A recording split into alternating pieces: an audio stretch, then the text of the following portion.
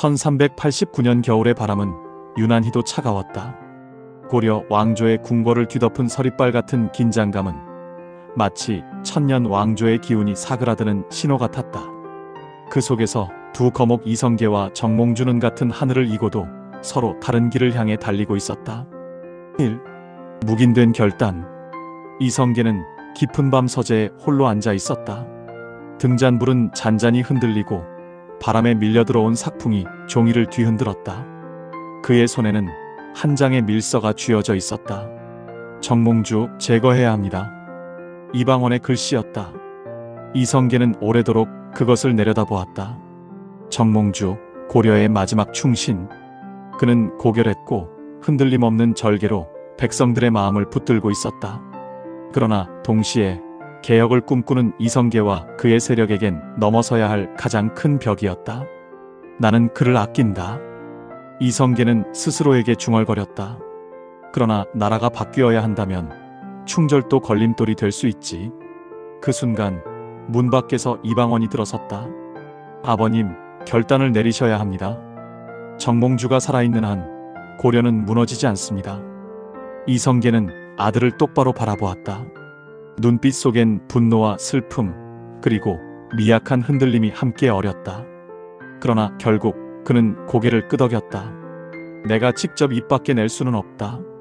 하지만 너의 뜻을 막지는 않겠다. 이 검은 술잔의 약속. 며칠 뒤 개경의 한 술자리. 이방원은 정몽주를 초대했다. 선생, 어찌하여 나라의 앞날을 그리 고집하시나? 새 시대가 열릴 터인데. 정몽주는 잔잔히 웃었다. 나는 고려의 신하다. 임금이 어찌하든 나는 이 나라와 함께할 뿐이네. 이방원의 손이 술잔을 쥐며 떨렸다. 이미 선주교의 계획은 그의 머릿속에 그려져 있었다. 그러나 정몽주의 눈빛은 맑고 고요했다. 그 충직함이 오히려 이방원의 가슴을 짓누르고 있었다. 부귀와 권세를 마다하는 자, 오직 나라만을 위하는 자. 이방원은 속으로 중얼거렸다. 그러나 그 나라가 이미 기울었음을 모르는 자. 술자리가 끝난 후 정몽주는 홀로 마차에 올랐다.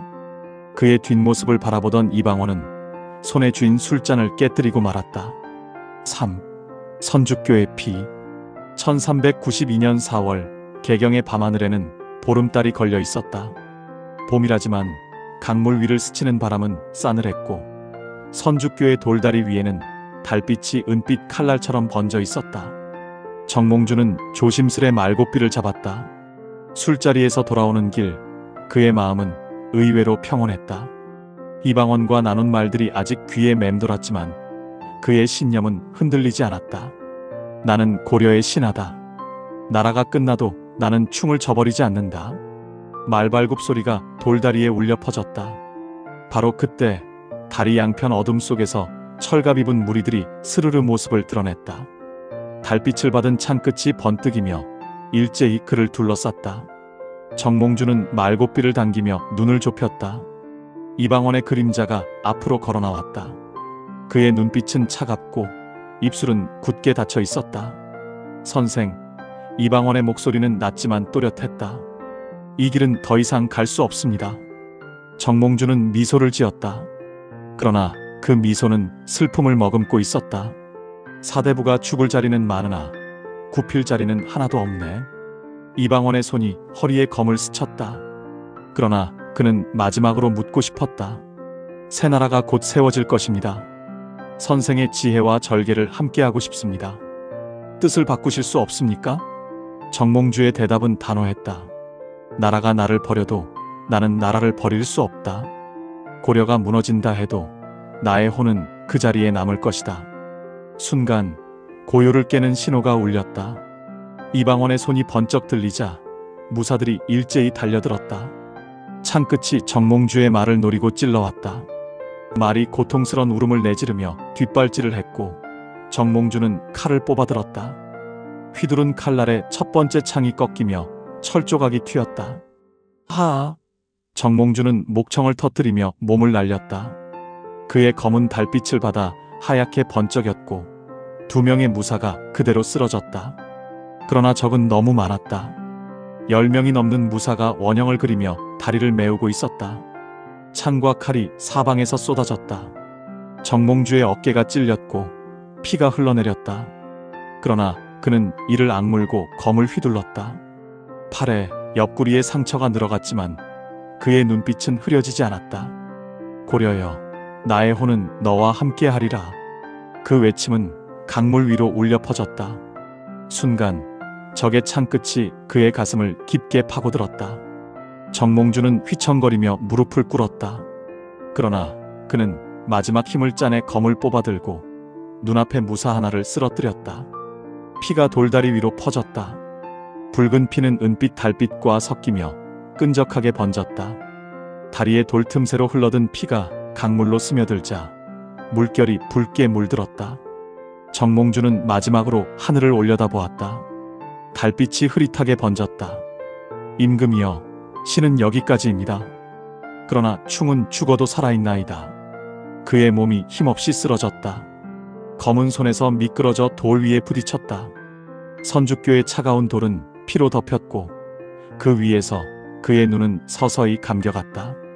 정적이 내려앉았다. 무사들은 숨을 몰아쉬며 뒤로 물러났다. 다리 한가운데 이방원은 가만히 정몽주의 시신을 내려다보았다. 그의 얼굴은 차갑게 굳어 있었지만 눈동자 깊은 곳에서는 알 수 없는 파문이 일고 있었다. 선생 이방원은 중얼거렸다. 죽음으로도 뜻을 굽히지 않으셨군요. 그러나 그는 고개를 곧게 들었다. 명령은 이미 내려졌고 역사의 수레바퀴는 멈출 수 없었다. 그날 밤 선주교의 돌에는 붉은 피가 스며들었다. 이후 세월이 흐르면서도 다리의 돌 위에는 언제나 검붉은 얼룩이 남아 사람들에게 속삭였다. 여기에 한 충신이 피 흘려 쓰러졌다. 그리고 그 얼룩은 왕조가 바뀐 후에도 지워지지 않았다고 전해진다. 아버지와 아들. 그날 밤 이방원은 아버지 이성계 앞에 섰다. 피 묻은 갑옷이 아직 마르지 않았다. 끝냈습니다. 이성계는 아무 말도 하지 않았다. 긴 침묵 끝에 그는 등을 돌리고 창밖 어둠을 바라보았다. 정몽주 같은 충신을 잃은 것은 고려의 불행이자 조선의 불행이기도 하다. 그러나 이미 돌이킬 수 없는 길을 우리가 택했구나. 이방원은 차가운 목소리로 대답했다. 아버님, 충신은 나라와 함께 사라지는 법입니다. 고려와 함께 정몽주도 갔을 뿐입니다. 그러나 그의 내면 깊은 곳에서도 알 수 없는 허무가 밀려왔다. 오, 선주교의 그림자. 세월이 흘러 조선이 개국하고 이성계는 왕위에 올랐다. 하지만 궁궐의 밤마다 선주교의 달빛은 그의 꿈속을 찾아왔다. 때로는 정몽주가 그날 밤에 피 묻은 얼굴로 서 있었고 때로는 피가 스민 선주교의 돌이 그의 눈앞을 덮었다. 내가 그를 막지 않았다. 태조는 속으로 중얼거렸다. 나는 충신을 죽음으로 몰아넣고도 나라를 세웠다. 그러나 그 나라가 과연 정의로운가? 역사의 수레바퀴는 멈추지 않았다. 조선은 번영했고 태조의 이름은 위대한 개국군주로 기록되었다.